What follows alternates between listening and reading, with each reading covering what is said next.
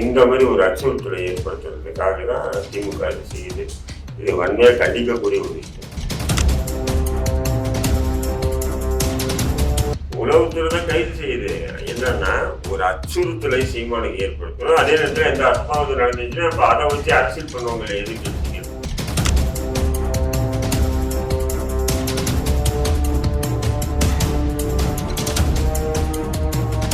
ஒவ்வொரு நாளும் எத்தனையோ பெண்கள் கற்பழிக்கப்படுறாங்க, பாலியல் வன்கொடுமைக்கு ஆளாக்கப்படுறாங்க, திருடு, கொலை, கொள்ளை எல்லாமே நடந்துட்டு இருக்கு.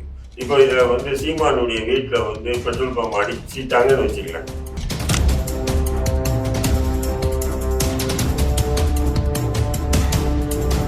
அவன் 4 குழந்தை 5 குழந்தை பெற்றுட்டே பொண்டாட்டி வேணும்னு சொல்லிட்டு தூக்கி வீசிட்டு போனான். அதுக்கெல்லாம் இந்த நீதித்துறையோ இந்த சட்டமோ இந்த காவல்துறையோ என்னைக்கு தீர்வு வழங்கியிருக்கு.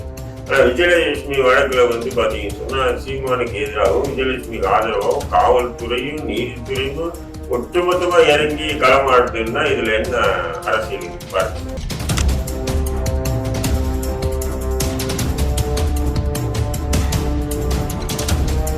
பேசுறது எல்லாமே அபத்தம். சரியா? ஒரு பொண்ணு புகார் கொடுத்திருக்கா. அந்த புகார் ஒரு பொண்ணு தான் கொடுத்துருக்கா. நேற்று கொடுக்கப்பட்ட புகார் தமிழ்நாடு, நான் சொல்றேன், சென்னையில மட்டும் பாலியல் புகார்கள் லட்சக்கணக்கான புகார்கள் இருக்கு. இல்லைன்னு சொல்லுங்க. எஃப்ஐஆர் போட்டு எல்லாத்தையும். அப்ப இதுக்கு மட்டும் ஏன் அவசரமா காட்டுறீங்க?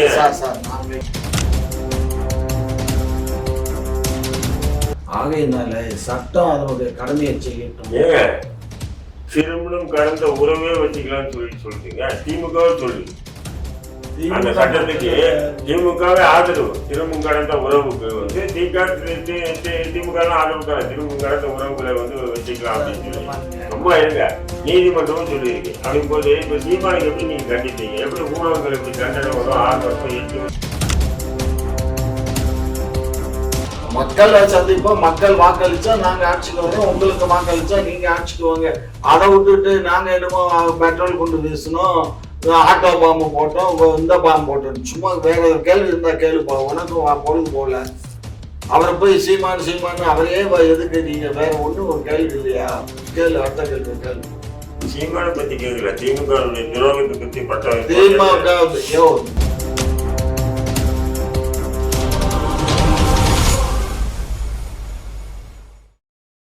குக்கு செய்தி நேயர்களுக்கு அனைவருக்கும் வணக்கம். இன்றைக்கி நம்மளோட சிறப்பு நேர்காணல் யாரெல்லாம் இருக்காங்க பார்த்தீங்கன்னா, திமுகவின் முன்னோடி ஐயா காமாட்சி நாயுடு அவர்களும் இந்திய தேசிய லீக் கட்சியின் தலைவர் ஐயா தடா ரஹீம் அவர்களும் இருக்காங்க. வாங்க பேசுவோம். வணக்கம் ஐயா. வணக்கம். சீமான் அவர்களோட வீட்டில் பெட்ரோல் குண்டு வீச போகிறதாக தகவல் 10 பேரை, தந்தை பெரியார் திராவிட கழகத்தை சார்ந்த தோழர்கள் 10 பேரை உளவுத்துறையினர் கைது செஞ்சுருக்காங்க. அதை நீங்கள் எப்படிங்க பார்க்குறீங்க? தந்தை பெரியார் திராவிட கழகம் திமுகவினுடைய ஒரு விங்கு தான், ஒரு கிளை. இதுதான் இது எப்படின்னு சொன்னீங்கன்னா, தொடர்ந்து சீமானுக்கு பல விதமான அச்சுறுத்தல்களையும் அரச பயங்கரவாதத்தையும் இன்னும் அந்த கட்சியில் இருக்கக்கூடிய முக்கிய நிர்வாகிகளை அங்கேருந்து விரட்டுறதுக்கு உண்டான வேலையை திமுக அரசே செய்யுது. இது ஒரு விதமான மன உளைச்சல். பெட்ரோல் குண்டு அடிக்க வந்தாங்க, அவங்க பெட்ரோல் குண்டு அடிக்கல, பெட்ரோல் குண்டு அடிப்பதாக தகவல் கிடைச்சி போய் கைது பண்ணியிருக்காங்க அப்படின்ட்டாங்க. அப்போ இது தமிழக அரசுக்கு யாருமே அடிச்சு ஒரு பெட்ரோல் பம்ப் அடிக்கிறாங்கன்னா அடித்த பிறகுதான் தெரியும் அடிக்கிறாங்க. அதுக்கு முன்னாடியே தெரியுதுன்னு சொன்னா அப்போ திமுக தான் இப்படி ஒரு விதமான மிரட்டல், மன உளைச்சல். ஏன்னா தமிழக அரசை பொறுத்தவரையும் எப்பவுமே திமுக அடக்குமுறையில் உச்சத்துக்கு போகும். அந்த அடக்குமுறை உச்சம் எவ்வளோ தூரம் போகும்னு சொன்னீங்கன்னா, இப்போ சமீபத்தில் கூட நம்ம சோபி சங்கரை கைது பண்ணும்போது வாகனத்தை ஆக்சிடென்ட் பண்ண வச்சு ஒரு விதமான ஒரு உயிர் பயத்தை காட்டணும் இல்லையா? அந்த மாதிரி. அப்போ சீமானுக்கு என்ன ஆகும்னா, அப்போ பெட்ரோல் பங்க அடிக்க வந்தாங்களா, என்னடா இது? அப்போ இந்த மாதிரி ஒரு அச்சுறுத்தலை ஏற்படுத்துறதுக்காக தான் திமுக இது செய்யுது. இது வன்மையாக கண்டிக்கக்கூடிய ஒரு விஷயம். தந்தை பெரியார் திராவிட கழகமும் திமுக ஒன்னா தான் இருக்காங்க. அவங்க சார், நாங்க ஒன்னா இருக்கோம் தனியா இருக்கோங்கிற வேலை கிடையாது சார். எங்க அரசு நாங்க ஒன்னா இருந்தா எதுக்கு அவங்கள கைது பண்றோம்? நாங்க தான் இதை பண்ணோம். அதுதான் என்ன, கைது பண்ணிட்டு நாங்க பாருங்க, ஏங்க குற்றம் செய்யறதுக்கு முன்னாடி கைது பண்றேன்றாங்க. அப்ப குற்றம் செய்யறதுக்கு முன்னாடி கைது பண்றேன்னா இப்போ திருடனே வந்து குற்றவாளியாக இருக்கணும், திருடனே போலீஸாக இருக்கணும். இப்போ உளவுத்துறை தான் நீங்கள் கைது செய்யுது, உளவுத்துறை தான் கைது செய்யுது. என்னன்னா ஒரு அச்சுறுத்தலை சீமானுக்கு ஏற்படுத்தணும். அதே நேரத்தில் எந்த அசம்பாவிதம் நடந்துச்சுன்னா இப்போ அதை வச்சு அரசியல் பண்ணுவாங்க இல்லையா எதிர்கட்சிகள். நல்லா புரிஞ்சுங்க. ஒரு கட்சியினுடைய தலைவர் வீட்டில் பெட்ரோல் பம்ப் அடிச்சிருக்காங்க. திமுகவுடைய சட்டம் ஒழுங்கு பாருங்க, சந்தை சிரிக்குது. ஏற்கனவே சந்தை சிரிக்குது, அது வேற விஷயம். என்ன கூடக்கூடாது, தூக்கி போட்டு போயிட்டே இருப்பாரு சும்மா. அதான் சொல்றாங்க, சைலண்டா இருக்கணும்.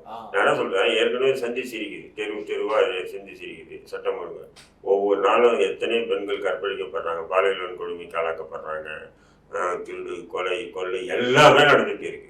இப்போ இதுல வந்து சீமானுடைய வீட்டுல வந்து பெட்ரோல் பம்ப் அடிச்சுட்டாங்கன்னு வச்சுக்கலாம், அதனுடைய இது எப்படி இருக்கும்? எதிர்கட்சிகள் எந்த அளவுக்கு ஒரு கட்சியினுடைய திமுக எதிராக பேசுறாங்கன்றதுக்காகவே இப்படி பண்றாங்க. அதே நேரத்துல வந்து அதை அடிக்காமலே, புரியுதுங்களா, அதை அடிக்காமலே ஒரு செட்டப் பண்ணா, புரியுதுங்களா உங்களுக்கு, ஒரு செட்டப். ஏன்னா அது ஒரு சீமானுக்கும் சீமான் ஆதரவாளருக்கும் ஒரு பீதி ஏற்படுத்தும். அவங்க வந்து அதுக்காக வந்து நடந்தா இது நாடகம் தான். திமுகவும் தந்தை பெரியார் நாடகம். தமிழக அரசு வந்து ஒரு விதமான காவல்துறை மூலமா நாடகம். பாருங்க, விஜயலட்சுமி வழக்கு என்ன ஆகுது? லட்சக்கணக்கான வழக்கு இப்படி இருக்கு. அவன் 4 குழந்தை 5 குழந்தை பெற்றுட்டே பொண்டாட்டி வேணும்னு சொல்லிட்டு தூக்கி வீசிட்டு போறான். அதுக்கெல்லாம் இந்த நீதித்துறையோ இந்த சட்டமோ இந்த காவல்துறையோ என்னைக்கு தீர்வு வழங்கியிருக்கு? ஆனால் விஜயலட்சுமி வழக்குல வந்து பாத்தீங்கன்னு சொன்னா சீமானுக்கு எதிராகவும் விஜயலட்சுமிக்கு ஆதரவாகவும் காவல்துறையும் நீதித்துறையும் ஒட்டுமொத்தமா இறங்கி களமாடுதுன்னா இதுல என்ன அரசியல் இருக்கு பாருங்க. சரி, இப்போ வந்து 5 முறை வந்து கருக்கலைப்பு செய்யார் நீதிமன்றத்தை. சரி, நீதிமன்றம் நிரூபிக்கிட்டோம் கருக்கலைப்பு செஞ்சார் இல்லையா, எந்த டாக்டர் கிட்ட பண்றாரு அப்படின்ற கேள்வி வருமா? இதெல்லாம் கேஸ் நடக்கும்போது ஒன்றும் இல்லை. இப்போ ஒரு பதட்டமான ஒரு விதமான உருட்டல் சீமானுக்கு பாருங்க. 6 மாசம் தானே, 6 வருஷம் தானே, அவ்வளோதான். சீமான் இனி நாம் தமிழ் கட்சி யார் நடத்துவார்? அவ்வளோதான். சீமானுக்கு ஏற்கனவே வயசாயிடுச்சு, சீமானுக்கு அப்படியே ஆயிடுச்சு. இப்படி ஒரு பதட்டத்தை இது திமுக செய்யற ஒரு ஏற்பாடு. என்ன சொல்றேன், இப்போ ஆபரேஷன் அதாவது கருக்கலைப்பு செஞ்சாங்கன்னு, கருக்கலைப்பு செஞ்சா டாக்டருக்கு தானே குற்றம், எந்த மருத்துவர் பண்ணாரோ அவருக்கு தானே குற்றவாளி ஆவார். அதே மாதிரி வந்து கணவர் என்ன மிரட்டினார், அதெல்லாம் நான் கருவறை 1 தடவை பண்ணிக்கலாம், 2 தடவை பண்ணிக்கலாம், 3 தடவை பண்ணிக்கலாம், தொடர்ந்து எப்படி மிரட்டிட்டே இருந்தா நீ பண்ணிட்டே இருந்த. சரி, இப்போ மட்டும் எப்படி தைரியம் வந்து அவருக்கு எதிராக புகார் கொடுத்தேன்? இதெல்லாம் கேள்வி வருமா இல்லையா? நீதிமன்றத்துக்கு போனா வருமா இல்லையா சார்? அப்ப இந்த வழக்கெல்லாம் நான் இதுவாயிட்டுனோ வர வைட்டு போயிடுமா இல்லையா? அது முக்கியம் இல்லை. இப்போ ஒரு பதட்டத்தை ஏற்படுத்தணும், அந்த கட்சிக்கு ஒரு நெருக்குதலை ஏற்படுத்தணும். அதுக்காக தான் இந்த பெட்ரோல் பம்ப் வீசுற செட்டிங்கு விஜயலட்சுமி கொண்டு இது ஏற்கனவே அந்த கட்சியில இந்த நிர்வாகிகளை ஒவ்வொருத்தராக வந்து காசு கொடுத்து கோடிக்கணக்கில் காசு கொடுத்து வாங்குறாங்க. அப்போ ஏன் திமுக விஜயலட்சுமி விட்டும் திமுக சொல்றீங்க? ஆமா, பின்ன வேற என்ன? அவங்களுக்கு நல்லா தெரியும், மனசை தொட்டு சொல்லுங்க, நேர்மையை உண்மையை பேச சொல்லுங்க. திமுக அமைச்சர்களும் முன்னாள் எம்எல்ஏக்களும் எத்தனை பேர் அப்படி பாலியல் வழக்கில் சம்மந்தப்பட்டிருக்காங்க. அவங்க வழக்கெல்லாம் எடுத்து போட்டு அந்த அண்ணனே உள்ள போயிடுவார் இல்லை, சாரி அண்ணன் ஆதரவாளர்கள் எல்லாம் உள்ள போயிடுவாங்கல்ல. நீங்க என்னங்க சொல்றீங்க? வாய் புளிச்சதோ மாங்காய் புளிச்சதோ சார் பேசுறாரு. அவர் பேசுறது எல்லாமே அபத்தம். சரியா? ஒரு பொண்ணு புகார் கொடுத்திருக்கா, அந்த புகார் ஒரு பொண்ணு தான் கொடுத்துதா? நேற்றின்றைக்கு கொடுக்கப்பட்ட புகார். தமிழ்நாடு நான் சொல்றேன், சென்னையில மட்டும் பாலியல் புகார்கள் லட்சக்கணக்கான புகார்கள் இருக்கு, இல்லைன்னு சொல்லுங்க. எஃப்ஐஆர் போட்டுக்கலாம், எஃப்ஐஆர் எல்லாத்துலயும். அப்ப இதுக்கு மட்டும் ஏன் அவசரமா காட்டுறீங்க சார்? நாங்க போட்ட எஃப்ஐஆர்ல சார் கொஞ்சம் பொறுங்க சார், உண்மையை பேச. எங்க உண்மையை பேசுறீங்க? இங்க பாருங்க, 2011 கொடுக்கப்பட்ட புகாரின் அடிப்படையில ஜெயலலிதா அம்மா ஆட்சி காலத்துல போடப்பட்ட எஃப்ஐஆர், புரிஞ்சுக்கோங்க. அது வரலையும் அந்த எஃப்ஐஆர் கிடப்புல போட்டு வச்சுட்டாங்க அந்த அம்மா ஆட்சி காலத்துல. எடப்பாடியார் காலத்திலயும் கிடப்புல கடந்துச்சு. அதுக்கப்புறம் இந்த அம்மா திரும்ப வந்து ஒரு பெட்டிஷனை கொடுத்து, நான் ஏற்கனவே கமிஷனர்கிட்ட போய் வீரலட்சுமி அந்த அம்மாவும் ஒரு கம்ப்ளைண்ட் கொடுத்தாங்க. நாங்க ஏற்கனவே இத்தனாம் தேதியில வந்து புகார் கொடுத்தோம், அந்த புகார் மீது எந்த விதமான நடவடிக்கை எடுக்கல அப்படின்னு சொல்லி கமிஷனருக்கு புகார் கொடுத்து கமிஷனர் ஆஃபீஸ்லேயே ஒரு ப்ரெஸ் மீட்டு 2 பேரும் அட்டன் பண்ணாங்க. அதுக்கப்புறம் தான் வந்து உடனே வந்து அந்த நம்ம வலசரவாக்கம் காவல் நிலையம் வந்து கூப்பிட்டு சீமானுக்கு நோட்டீஸ் அனுப்பிச்சு அவரையும் இந்த பிள்ளையெல்லாம் கூப்பிட்டு விசாரிச்சாங்க. அந்த பிள்ளை என்ன சொல்லிச்சு? புகாரை வாபஸ் வாங்குறேன்னு சொல்லிச்சு. புகாரை வாபஸ் வாங்குறேன்னு சொல்லிச்சா சொல்லலையாங்கிறதெல்லாம் எனக்கு தெரியாது சார். அப்போ வந்து சீமான் வந்து சீமானுடைய துணைவியார் ஒரு வார்த்தை சொன்னாங்க. அது அந்த ஊடகங்கள்ல வந்துச்சு பார்த்தேன். என்ன சொன்னாங்கன்னா, எத்தனையோ பெண்கள் இருக்காங்க, உங்களுக்கு இந்த மூஞ்சி தான் கிடைச்சிச்சா அப்படின்னு பேசுவாங்க. அதாவது எப்படி திசை திருப்பி பாருங்க. நானும் சொல்றேன், நீதிமன்றத்தை நீங்க வழக்கு போயிருக்கு, இதனால என்ன தண்டிக்க முடியும்? ஒண்ணு மண்ணாங்கட்டி பண்ண முடியும். நீ கருங்கலைப்பு கலைச்சதை பத்தி கருங்கலைப்பு கலைச்சதை பத்தினா டாக்டர் உள்ள போகணும். ஏன் இந்த பெண்ணுக்கு மேலே குற்றச்சாட்டு விசாரணை புகார் சொல்லியிருக்காங்க. புகாரை வந்து சீமான் தரப்புல நீதிமன்றத்துல போய் சொல்றாங்க என்னன்னா கோர்ஸ் பண்ண சொல்றாங்க, இதை இந்த வழக்கை ரத்து பண்ண சொல்றாங்க. நீ அப்போ தமிழக அரசு சார்பா அந்த விஜயலட்சுமி சார்பா தமிழக அரசு சார்பா என்ன சொல்றாங்கன்னா, இல்ல நான் தான் முதல் மனைவின்னு அந்த பெண்ணு சொல்லியிருக்கு, எனக்கு 5 முறை கருக்கழுப்பு காய்ச்சிருக்கான்னு அந்த பெண்ணு சொல்லியிருக்கிறாள் அப்படின்னு அந்த பெண்ணு வாக்குமூலத்தில் கொடுத்திருக்கு அப்படின்ற புகாரை வந்து நீதிமன்றத்தை சொல்லும்போது நீதிமன்றம் என்ன சொல்லுதுன்னு சொன்னா, சரி இவ்வளவு நடந்திருந்தா இந்த வழக்கை ரத்து பண்ண முடியாது அப்படின்னு சொல்லிட்டாங்க. அப்ப ரத்து ப்ராசஸ் தான் கேஸ் வந்து நடைமுறை என்ன ஆகும், விசாரணைக்கு வரும். விசாரணைக்கு வந்தா எடுத்தோன்னு தண்டனை அளவு கொடுக்க முடியாது. இப்போ ஊடகங்கள் போட்டு பாருங்க, 2 நாள் திமுக ஊடகங்கள் 6 வருஷம் தண்டனை இருந்தா, ஒருத்தன் 8 வருஷம் தண்டனை இருந்தா, அவ்வளவுதான் சீமான் ஜெயிலுக்கு போடுவாருன்றாரு. நான் என்ன சொல்றேன், இந்த வழக்கு நடக்கும். இது எத்தனை வருஷம் நடக்குது அது வேற விஷயம். இந்த வழக்கு நடந்துச்சுன்னா கருக்கலைப்புக்குண்டான ஆதாரங்களை அந்த விஜயலட்சுமி காட்டுமாலே நீதிமன்றத்துல சரி கருக்கலைப்பு நடத்தி இருந்தாருன்னு சொல்லி ஆதாரம் காட்டினான்னு சொன்னா அந்த டாக்டர் உட்பட எல்லாமே உள்ள போகும் ஜெயில தண்டனை. அடுத்தடுத்து விசாரணை நடக்கும் காட்ட வாய்ப்பு இருக்குல்ல. அதுதான் அவங்க காட்டினாங்கன்னு சொன்னா டாக்டரே வந்து உள்ள போடுவாங்க. என்ன நான் உள்ள போறது இல்ல. இப்ப நான் சென்னையில எந்த டாக்டர் கருக்கலைப்பு செஞ்சு சர்டிபிகேட் கொடுக்குறான் நான் கேட்கிறேன். சட்டவிரோதமான செயல் அது, சர்டிபிகேட் கொடுக்குறானா ஒண்ணு. 2வது வந்து இந்த கருக்கலைப்பு செய்யும் போது கணவனுடைய கையெழுத்து இருக்கணும், அந்த கையெழுத்து இருந்துதான் இப்படி எல்லாம் வருமா இல்லையா? அப்ப இது வழக்கே வந்து நடந்து முடிஞ்சு விசாலாவுக்கு போற வழக்குக்கு இப்பவே இவங்க தண்டனை கொடுத்து ஒரு பில்டப் பண்றாங்க பாருங்க திமுக. அதுதான் திமுகவுக்கு வரும்போது இப்போ அவங்க அந்த சட்டியை சப்மிட் பண்ணி அந்த சீமானோட கையெழுத்து இருந்திருந்தா சீமானுடைய கையெழுத்தே தேவையில்லை. கற்பழிப்பு கேஸ்ல எதுக்கு சீமானுடைய கையெழுத்து? ஒரு பொண்ணோ ஒருத்தாள் கற்பழிக்கிறாரு, கற்பழிச்சு அது பிரெக்னன்சி ஆயிடுச்சுன்னா டாக்டர்கிட்ட போய் ரெக்வஸ்ட் பண்ணி அதை வந்து இந்த மாதிரி விஷயம் எங்களுக்கு கற்கலை பண்ணுங்கன்னு பேசுறாங்க. அது பண்றாங்க. அது வந்து அந்த டாக்டர் பாதிக்கப்படலாம். இவர் சொன்ன மாதிரி நீ சட்டப்படி அது குற்றம் கருக்கலைப்பு பண்றது. கல்யாணம் ஆகாம ஒரு பொண்ணு வந்து கர்ப்பம் ஆயிட்டா அப்படின்னு சொன்னா அதை கழிக்கலாம். அது ஒன்றும் சட்டத்துல ஒன்றும் பெருசா ஒன்றும் சொல்லலை. ஆகையினால சட்டம் அதனுடைய கடமையை செய்யட்டும். திருமணம் கடந்த உறவே வச்சுக்கலாம்னு சொல்லுதுங்க திமுக சொல்லுது. அந்த சட்டத்துக்கு திமுகவே ஆதரவு. திருமணம் கடந்த உறவுக்கு வந்து திமுக ஆதரவு தானே. திருமணம் கடந்த உறவுகளை வந்து வச்சுக்கலாம் அப்படின்னு சொல்லி சும்மா இருங்க. நீதிமன்றமும் சொல்லியிருக்கு. அப்படிங்கும் போது இப்ப சீமானுக்கு எப்படி நீங்க தண்டிப்பீங்க? எப்படி ஊடகங்கள் எப்படி தண்டனை வரும்? 6 வருஷம் 8 வருஷம் 10 வருஷம்? அது வந்து இப்பதான் சட்டம் வந்திருக்கு. சட்டம் வந்து 2 ஆண்டு தான் ஆகுது. என்ன அதாவது உறவு வச்சுக்கலாம் அப்படிங்கறது வந்து இப்ப இந்த 2 ஆண்டு தான். அதுக்கு முன்னாடி இந்த சட்டம் இல்ல நடைமுறையில. இப்பதான் இந்த சட்டம் நடைமுறைக்கு வந்திருக்கு. லிவிங் டுகெதர்னு சொல்றது. அந்த லிவிங் டுகெதர்ங்கிறது இப்பதான் வந்திருக்கு. சட்டம் படிக்கல. படிச்சிருந்தேன்னு வச்சுக்கலாம். சீமானுக்கு இந்த வழக்கு நடத்தி உங்களுக்கு மூஞ்சில கரிய பூசி சார் எங்க நீங்க தவறா பேசுறீங்க. எனக்கு சீமானுக்கு என்ன பகையா? அவர் என்ன எங்களுக்கு திமுக தானே எல்லாத்தையும். திமுகவுக்கும் திரு சீமான் அவர்களுக்கும் வாக்கிய வரப்பு தகராறு இல்ல. நாங்க ஆளுங்கட்சியா இருக்கோம். சட்டப்படி புகார் போடுது, புகார்ல விசாரணை பண்றோம். விசாரணை பேர்ல எஃப்ஐஆர் போடுது, சார்ஜ் ஷீட் போடுது, நீதிமன்றம் கொடுக்கட்டும். நாம் தமிழர் கட்சியை சேர்ந்த கொள்கை பெருமை சாட்டை திருமணங்களை கைது பண்ணி அவங்களுடைய போனை வாங்கி அந்த போன்ல இருக்கிறதெல்லாம் சோசியல் மீடியால விட்ட உத்தம புத்தகங்க தானே திமுக. நியாயமா? உண்மையை வைக்க வேண்டியதானே? பொய்யான தகவல் எதுக்கு என் செல்போன்ல 1000 விஷயம் இருக்குங்க. அதை எடுத்து ஒரு காவல்துறை திமுக என்ன ஆதாரம்? இப்ப வேற என்னங்க வேணும்? என் போன்ல இருந்தது வெளியே போச்சு. என் போன் யார் வச்சிருந்தாங்க? போலீஸ் தான் வச்சிருந்தது. அப்ப போலீஸ் சொல்லாம போலீஸ் கொடுக்காம வெளியே எப்படி போச்சு? நீங்க கொடுத்து பாருங்க போன பாஸ்வேர்ட் எல்லாம் தேவையில்லை. போனை மட்டும் நீங்க கொடுத்து பாருங்க. 1 மாசம் இல்ல, 1 வருஷம் இல்ல, 10 வருஷத்துக்கு முன்னாடி இருக்கிற அத்தனை டேட்டாவை எடுக்கிறானா இல்லையான்னு கேளுங்க. அவ்வளோ இன்னைக்கு வந்து தொழில்நுட்பம் வந்து முன்னேறி இருக்கு. புரியுதுங்களா உங்களுக்கு? சரி, நீங்க வந்து தவறான தகவல்களை நீங்க எதுக்கு ஆதாரம் இல்லை, நான் தான் சொல்றேன். பின்ன எப்படி போச்சு இது? திருச்சியில வந்து சாட்டையை கைது பண்றாங்க, கைது பண்ணி சாட்டை கிட்ட இருந்து பிடுங்குறாங்க, பிடிங்கிட்டு அதுல இருந்து தான் 1000 இருக்கலாம் விஷயம், அது பர்சனல் விஷயம். வழக்கு சம்பந்தமான விஷயம் இருந்தால் தான் நீங்க எடுக்கணும். வழக்கு சம்பந்தம் இல்லாத விஷயத்தை எடுக்கக்கூடாது இல்லையா? அப்ப அதெல்லாம் எடுத்து சோசியல் மீடியாவில் விட்டு அவர் பாருங்க இப்படி, இவர் பாருங்க இப்படி. இப்ப விஜயலட்சுமி கேஸ் திடீர்னு தமிழ்நாட்டுல வேற பெண்கள் யாரும் இப்படி வந்து பாலியல் வன்கொடுமைக்கு ஆளானது இல்லை.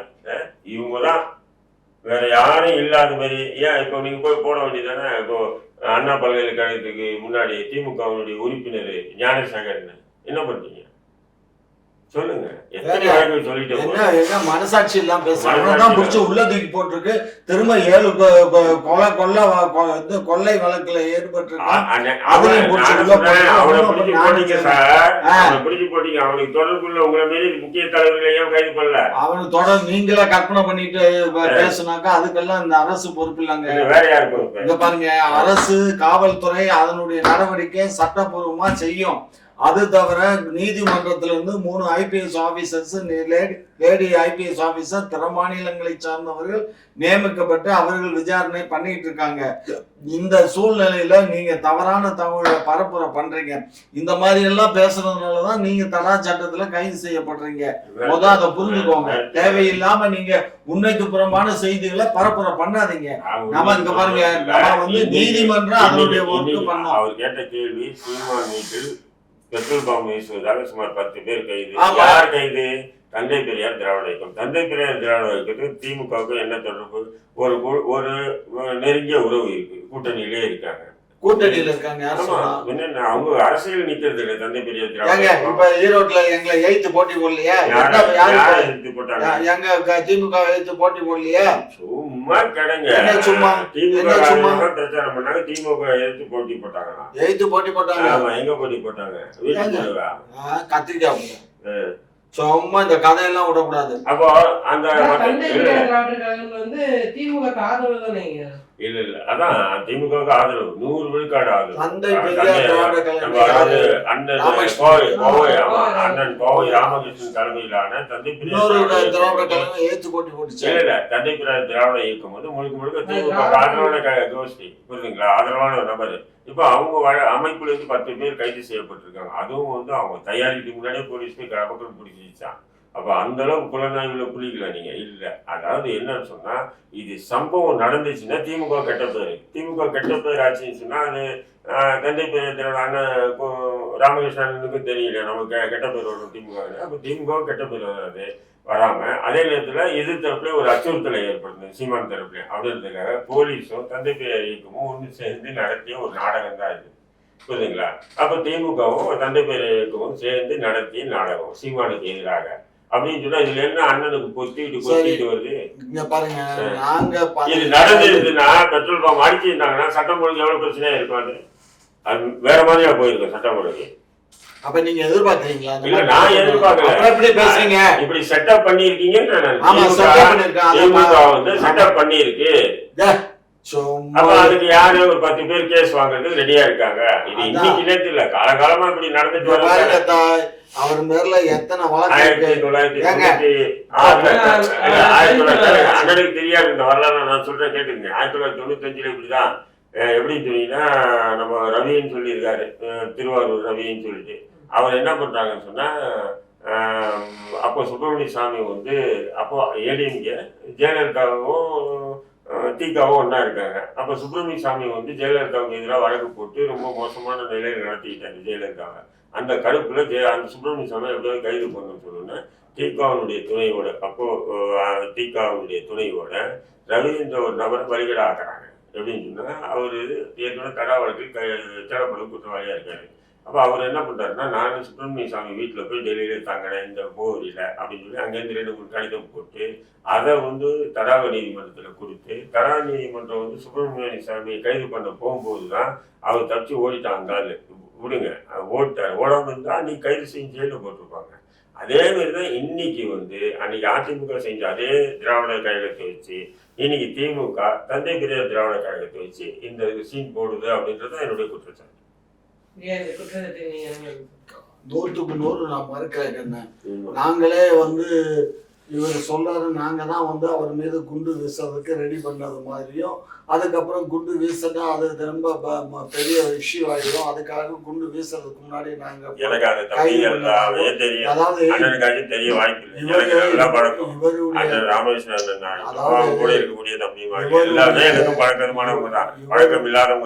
இவருடைய கற்பனைக்கு நான் கதை வசனம் எழுத முடியாது. இவர் கற்பனைக்கு அவர் தான் கதை வசனம் எழுதணும். அவர் வந்து இப்ப திரு சீமான் அவர்களுக்கு ரொம்ப தான் சொம்படிக்கிறாரு. பொதுக்கூட்டத்துல கூட இவர் நெய்க்காரப்பட்டியில் நடந்த பொதுக்கூட்டத்துல இவரு ஏர்போர்ட் மூர்த்தி எல்லாம் போய் கலந்துக்கிட்டாங்க. கலந்துக்கிட்ட தப்புன்னு சொல்லல. நீங்க ஒரு கட்சி நடத்துறீங்க, அவர் ஒரு கட்சி, நீங்க கூட்டணியே இல்லாத போது அதுல போய் நீங்க கலந்துக்கிறீங்க. அடைக்கும் போது என்னுடைய அரசியலாசன் பழனி பாபாவுடைய நினைவேந்தல் நிகழ்வு அடைக்கும் போது நான் போய் கலந்துக்கிறேன். இதுல என்ன தவறுன்ற தவறு நீங்க நடந்த சொல்ல திமுக தலைவர்கிட்ட சொல்லுங்க, முதல்வர்கிட்ட பழனி பாபாவுடைய நினைவேந்தல் நிகழ்வு நடத்த சொல்லுங்க, அதுல ரஹீமான கூப்பிட சொல்லுங்க, நான் போய் கலந்துக்கிறேன். சார் நீங்க போனது அத பத்தி பேசாதீங்க சாமி. இப்ப இங்க பேசுங்க. சட்டம் ஒழுங்கு சந்தி சிரிக்குது. இப்ப சட்டம் ஒழுங்கு சந்தி சிரிக்குது. சீமான் வீட்டுல 10 பேர் பெட்ரோல் பம்ப் அடிக்க தயாராயிருக்காங்க. இது ஒரு கால் நடந்திருந்துன்னா இதனுடைய பின்விளைவுகள் என்ன ஆயிருக்கும்? இது ஏன் திமுக இப்படி ஒரு செட்டப் பண்ணி ஒரு விதமா வந்து ஒரு அச்சுறுத்தலை ஏற்படுத்துது? பயந்தவங்களா இல்லையா? இருந்தாலும் ஏன் ஒரு விதமான அச்சுறுத்தலை நெருக்கங்களை கொடுக்குறீங்க? நீங்க தான் பெரிய கட்சின்னு சொல்லிக்கிறீங்க இல்லையா? நாங்க மிரட்ட வேண்டிய அவசியம் என்ன இருக்கு? அவர் ஒரு கட்சிக்கு தலைவர், அவர் ஒரு அரசியல் பண்றாரு. இப்படியே ஒவ்வொரு அரசியல் கட்சி தலைவர்களையும் போய் இந்த மாதிரி நாங்க பண்ணிட்டு இருக்கோம்னா எங்களுக்கு அவசியம் என்ன இருக்கு? மக்களை சந்திப்போம், மக்கள் வாக்களிச்சா நாங்க ஆட்சிக்கு வரோம், உங்களுக்கு வாக்களிச்சா நீங்க ஆட்சிக்கு வாங்க. அதை விட்டுட்டு நாங்க என்னமோ பெட்ரோல் கொண்டு வீசணும், ஆட்டோ பாம்பு போட்டோம், இந்த பாம்பு போட்டோம், சும்மா வேற ஒரு கேள்வி இருந்தா கேளுப்பா. உனக்கும் பொழுது போல அவரை போய் சீமான் அவரே எதுக்கு நீங்க வேற ஒண்ணும் கேள்வி இல்லையா? கேளு, அடுத்த கேள்வி கேளு. சீமான பத்தி கேட்கல, திமுக துரோகத்தை பத்தி பட்ட திமுக துரோகங்கிறது எங்களுக்கு என்னன்னு தெரியாது.